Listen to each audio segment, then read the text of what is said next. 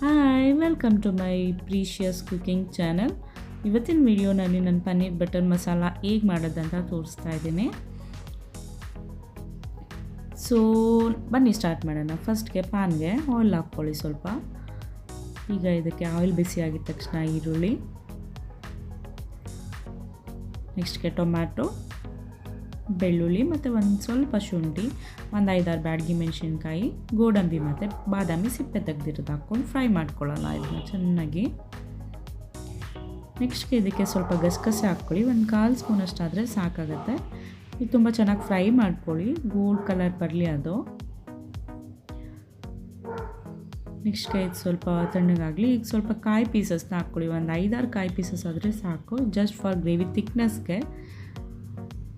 ಈಗ ನಾವು ಪನ್ನೀರ್ನ ಕ್ಯೂಬಾಗಿ ಕಟ್ ಮಾಡ್ಕೊಳ್ಳೋಣ. ಇದು ನಾನು ಫ್ರಿಡ್ಜಲ್ಲಿ ಇಟ್ಟಿದ್ದು ಪನ್ನೀರ್ ಆಗಿರೋದ್ರಿಂದ ಸ್ವಲ್ಪ ಕ್ಯೂಬ್ ಪ್ರಾಪರಾಗಿ ಬಂದಿಲ್ಲ. ಸೊ ಈಗ ಪ್ಯಾನ್ಗೆ ಬಟರ್ ಹಾಕ್ಕೊಳ್ಳಿ, ಬಟರ್ ಸ್ವಲ್ಪ ಫ್ರೈ ಆಗಲಿ. ಈಗ ನಾವೇನು ಫ್ರೈ ಮಾಡಿ ಇಟ್ಕೊಂಡಿದ್ವಲ್ಲ ಮಸಾಲ, ಅದನ್ನು ಗ್ರೈಂಡ್ ಮಾಡಿ ನಾನು ಆ್ಯಡ್ ಮಾಡ್ಕೊತಾ ಇದ್ದೀನಿ.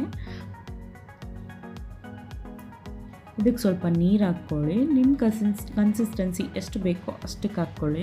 ತುಂಬ ತೆಳು ಮಾಡ್ಕೊಬೇಡಿ, ತುಂಬ ಗಟ್ಟಿನೂ ಬೇಡ, ನಾರ್ಮಲಾಗಿ ಮೀಡಿಯಮ್ ಆಗಿರಲಿ. ಇದಕ್ಕೆ ಒಂದು 1/2 ಸ್ಪೂನಷ್ಟು ಗರಂ ಮಸಾಲ, ಒಂದು 1/2 ಸ್ಪೂನ್ ಧನಿಯಾ ಪುಡಿ ಮತ್ತು ಸ್ವಲ್ಪ 1/4 ಸ್ಪೂನಷ್ಟು ಅರಿಶಿನ ಪುಡಿ ಹಾಕ್ಕೊಳ್ಳಿ.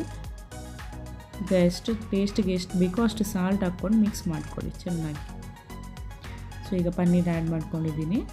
ಇದಕ್ಕೆ ಲಾಸ್ಟಲ್ಲಿ ಒಂದು 2 ಕ್ಯೂಬಷ್ಟು ಪನ್ನೀರನ್ನ ಸ್ಮ್ಯಾಶ್ ಮಾಡಿ ಹಾಕ್ಕೊಳ್ಳಿ, ಅದು ಫ್ಲೇವರ್ ಚೆನ್ನಾಗಿರುತ್ತೆ. ಇದೊಂದು 5 ಮಿನಿಟ್ಸ್ ಕುದ್ರೆ ನಮ್ಮ ಪನ್ನೀರ್ ಬಟರ್ ಮಸಾಲ ರೆಡಿ ಆಗಿರುತ್ತೆ. ನೋಡಿ, ಈಗ ಪನ್ನೀರ್ ಬಟರ್ ಮಸಾಲ ರೆಡಿ ಆಗಿದೆ. ಇದು ನಮಗೆ ಪೂರಿ ಜೊತೆ, ಚಪಾತಿ ಜೊತೆ, ನೀರು ದೋಸೆ ಜೊತೆ ಎಲ್ಲರ ಜೊತೆ ತುಂಬ ಚೆನ್ನಾಗಿರುತ್ತೆ combination. Thank you for watching.